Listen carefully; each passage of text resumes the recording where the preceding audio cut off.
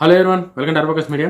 ఈరోజు కేటీఆర్ గారు పరిగిల ఒక మీటింగ్లో మాట్లాడుకుంటా ఎవరెవరైతే అధికారులు పోలీస్ డిపార్ట్మెంట్లో ఐఏఎస్ కావచ్చు, ఐపీఎస్ కలెక్టర్లు కావచ్చు, ఎవరైతే అధికారులు ఎక్కువ ఓవర్ యాక్షన్ చేస్తారో, అంటే మామూలుగా గవర్నమెంట్ అధికారులు ఎవరైనా సరే కూడా ఏ గవర్నమెంట్లో ఎవరుంటే వాళ్ళు చెప్పినట్టు వింటారు. అది కేటీఆర్ గారు గవర్నమెంట్ ఉన్నప్పుడు కేటీఆర్ గారు చెప్పినట్టు వింటారు. గవర్నమెంట్ మారినప్పుడు ఎవరు అధికారులు ఉంటే వాళ్ళ మాట ఖచ్చితంగా వినాల్సిందే. అది అలా పని. అది వాళ్ళని పట్టుకొని కేటీఆర్ గారు నెక్స్ట్ వచ్చేది మా ప్రభుత్వమే, ఇంక 3 ఏళ్ళే మీకు టైం ఉంది, 3 ఏళ్ళ తర్వాత వచ్చేది మా ప్రభుత్వం, ఎవరైతే అతి చేస్తారో వాళ్ళందరూ పని చేస్తాను నేను వచ్చినాక అని చెప్పేసి మాత్రం కేటీఆర్ గారు ఒక వార్నింగ్ ఇచ్చారు. ఒక్కసారి కేటీఆర్ గారు ఏం వార్నింగ్ ఇచ్చారో ఒక్కసారి మీకు వినిపిస్తా, విన్నాక వీడియో కంటిన్యూ చేద్దాం. ఇంత పోలీసు వాళ్ళు ఎగిరిపోయి రెచ్చిపోయి మాట్లాడుతూ ఉన్నాడు. నేను ఇలా పరిగి మాత్రమే కాదు, రాష్ట్ర వ్యాప్తంగా ఉండే కలెక్టర్లు, ఐఏఎస్ ఐపీఎస్ అధికారులకు నేను ఒక్కటే గుర్తు చేస్తున్నా, గుర్తు పెట్టుకోమని చెప్తా ఉన్నా. ఇలా మీరు పచ్చి అబద్ధాలు ఆడుతూ ఉన్నారు ఐఏఎస్ అధికారులు కూడా. మొన్న ఇక్కడ చూసిన నేను ఖైరతాబాద్ లో ఒక ఐఏఎస్ అధికారి, ఒక ఐపీఎస్ అధికారి ఇద్దరు చిలక పలుకులు పలుకుతున్నారు. ఏమని? 10 ఏళ్లలో ఒక్క రేషన్ కార్డు ఇయ్యలే. కాంగ్రెస్ వాళ్ళు మాట్లాడినట్టు మాట్లాడుతున్నారు. నేను వాళ్ళందరికీ ఒకటే చెప్తా ఉన్నా, ఎక్కువ టైం లేదు, 2-2.5 ఏళ్లలో మళ్ళా మేమే వస్తున్నాం. ఎవరైతే ఎగిరెగిరి పడుతుండ్రో, ఎవరైతే అతి చేస్తుండ్రో, ఎవరైతే రేవంత్ రెడ్డి కంటే ఎక్స్ట్రాలు చేస్తున్నారో వాళ్ళందరికీ నేను ఒకటే మాట చెప్తున్నా. నేను ఇదివరకు కూడా చెప్పినా, మళ్ళీ కూడా చెప్తున్నా, బరాబర్ ప్రతి పేరు రాసి పెట్టుకుంటాం, ప్రతి ఒక్కరి మాటలు యాది పెట్టుకుంటాం. ఇదివరకు లెక్క మాత్రం ఈసారి ఉండదు. అన్ని లెక్కలు హిసాబ్ కితాబ్ సెటిల్ చేసే బాధ్యత నాది. సురేంద్ర ఒక మాట అన్నాడు. ఒక్కసారి మీరు ఇది విన్నాక మీకు ఏమనిపిస్తుంది? అంటే ఇట్లా బెదిరిస్తే ఓట్లు వస్తాయని చెప్పి అనుకుంటారా కేటీఆర్ గారు? కేటీఆర్ గారు ఇట్లా కనుక మాట్లాడితే ఇంకా కేటీఆర్ గారి మీద నెగిటివిటీ పెరుగుతుంది తప్ప కేటీఆర్ గారికి అయితే మాత్రం ప్లస్ పాయింట్ కాదు. ఎందుకంటే వాళ్ళ అన్నదాల తప్పేముంది? కాంగ్రెస్ గవర్నమెంట్ వచ్చినాక రేషన్ కార్డులు ఇచ్చింది, బీఆర్ఎస్ గవర్నమెంట్ 10 ఏళ్ళు ఉండి రేషన్ కార్డు ఇవ్వలేదు, అది వాస్తవమే. దానిలో తప్పేముంది? వాళ్ళ మీద అంత నెగిటివిటీ అంతా పగమించుకునే అవసరం ఏముంది? వాళ్ళు ఐఏఎస్లు కావచ్చు, ఐపీఎస్లు కావచ్చు, ఒక గవర్నమెంట్ ఉన్నప్పుడు ఆ గవర్నమెంట్లో పనిచేస్తున్నప్పుడు ఒక సందర్భం బట్టి అంటే అన్నారేమో.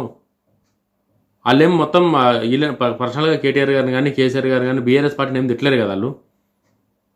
వాళ్ళు డిస్ట్రిబ్యూట్ చేస్తారేమో రేషన్ కార్డు డిస్ట్రిబ్యూట్ చేస్తుంటే వాళ్ళ మాట వచ్చిందేమో, చెప్పిరేమో వాళ్ళు ఇట్లా 10 ఏళ్ళ సంది తీయలేరు, ఇప్పుడు ఇచ్చారని చెప్పి అన్నారేమో. దానికి వాళ్ళ పేర్లు రాసుకుంటా వాళ్ళని ఏం చేయాలి అది చేస్తా, పోలీసులు చిన్న ఎగురుతురు అని చెప్పి అంటే, మీరు అధికారంలో ఉన్నప్పుడు మీ మాట ఎట్లున్నారో వీళ్ళు అధికారంలో ఉన్నప్పుడు కూడా వీళ్ళ మాట వింటారు అంతే. అది వాళ్ళ పని. అది వాళ్ళు మీరు భయపెడతానో లేకపోతే వీళ్ళు భయపెడతానో అయ్యేది కాదు. అది రేపు పొద్దున్న గవర్నమెంట్ వారినాక ఇప్పుడు మాట్లాడిన మాటలు ఏవి మీరు అప్పుడు చేయరాయి, అది అందరికీ తెలిసిందే. ఇప్పుడు మాట్లాడిన మాటలని వాళ్ళున్న పబ్లిక్ని వీళ్ళందరినీ ఎంటర్టైన్ చేయడానికి తప్ప అధికారం వచ్చిన తర్వాత ఏ ఐపీఎస్ మీద ఏ ఐఏఎస్ మీద ఏముండే ఆడ చూస్తున్నాం కదా. రాజకీయాలు ఏ రాష్ట్రంలో అయినా సరే కూడా అధికారంలో రావడం కోసం గీసిన డైలాగులన్నీ మాట్లాడతారు, ప్రతి లీడర్ మాట్లాడతారు. ఇప్పుడున్న ప్రజెంట్ పరిస్థితుల phone tapping case, Kaleshwaram case, గొర్రెల స్కామ్ కేసు ఇన్నిగానో ఉన్నాయి.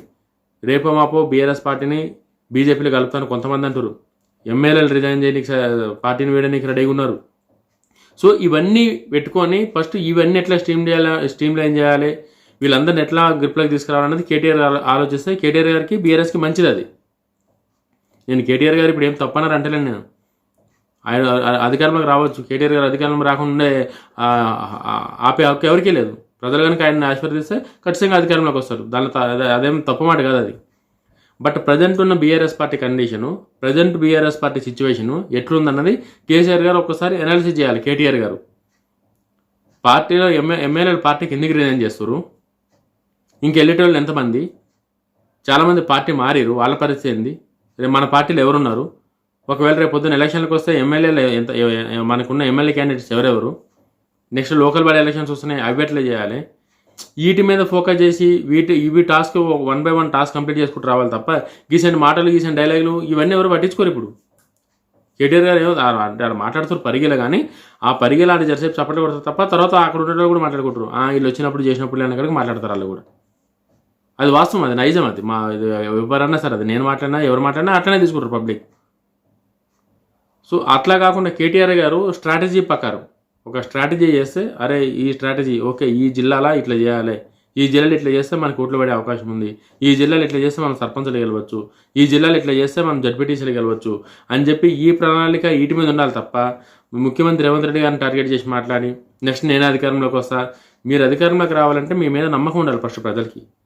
ఆ డ్రగ్స్ కేసు అంటారు ఒకసారి, ఫోన్ ట్యాపింగ్ కేసు అంటారు ఒకసారి, గొర్రెల స్కామ్ అంటారు ఒకసారి, కాళేశ్వరం స్కామ్ అంటారు ఒకసారి. వీటన్నింటికీ ప్రజలలో మీ మీద ఉన్న అపోహ పోతే తప్ప ప్రజలు మిమ్మల్ని నమ్మరు. ఇది వాస్తవం తెలంగాణలో ప్రజెంట్ అయితే. ఇప్పుడు అక్కడేదో జగన్మోహన్ రెడ్డి గారు అందరి పేర్లు రాసుకుంటా నేను అధికారంలోకి వచ్చినాక అందరు పని చేస్తాను జగన్మోహన్ రెడ్డి గారు అంటారని చెప్పి మీరంటే అక్కడ జగన్మోహన్ రెడ్డి గారికి మీకు తేడా ఏమి ఉండదు. ఇప్పట్లో జగన్మోహన్ రెడ్డి గారు అక్కడ వస్తారన్నది కూడా అది క్రిటికల్గానే ఉంది, మీది క్రిటికల్గానే ఉంది.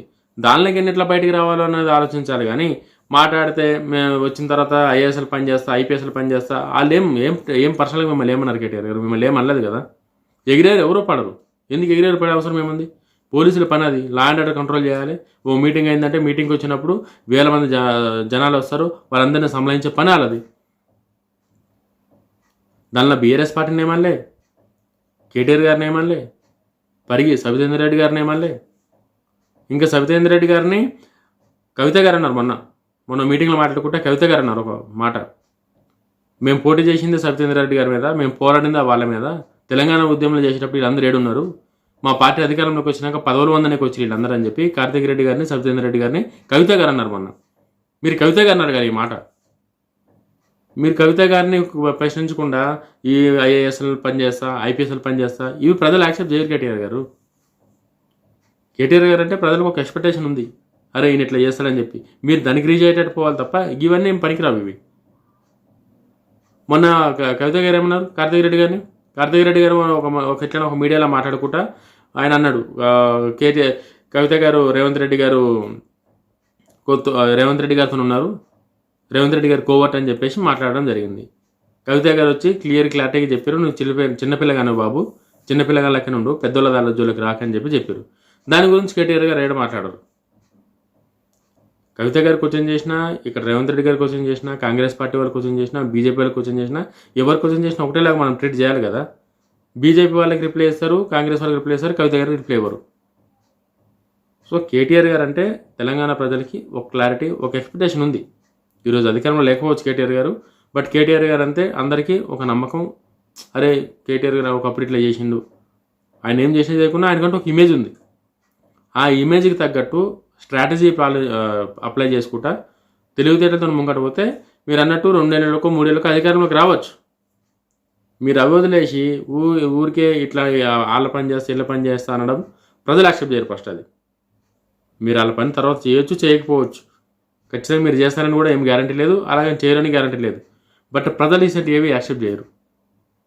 వార్నింగ్లు ఇచ్చుడు, మేము సజ్ చేస్తామని చెప్పి భయపెట్టుడు, ప్రజలు ఇవి ఎప్పటికి కూడా ఏ రాజకీయ పార్టీకి యాక్సెప్ట్ చేయరు. కొంతమందికి నడుస్తుంది, రేవంత్ రెడ్డి గారు అసెంబ్లీ వాళ్ళు కొంతమంది లీడర్లు ఏం చెప్పినా సరే కూడా ప్రజలు యాక్సెప్ట్ చేస్తారు. బట్ రేవంత్ రెడ్డి గారు అన్నారని చెప్పి మీరు కూడా అంటే యాక్సెప్ట్ చేస్తారని కూడా కరెక్ట్ కాదు. అది మీ ఫోకస్ అంతా ప్రజలను ఎట్లా బీఆర్ఎస్ పార్టీ వైపు ఉంచాలి, ఈ నాయకులను ఎట్లా పార్టీ వదిలిపెట్టిపోకుండా ఎట్లా కాపాడుకోవాలి, వీటి మీద ఉండాలి తప్ప ఈ సెంటర్ని ఇప్పటికైనా మానేస్తే మంచిదని చెప్పి నేను అనుకుంటున్నా.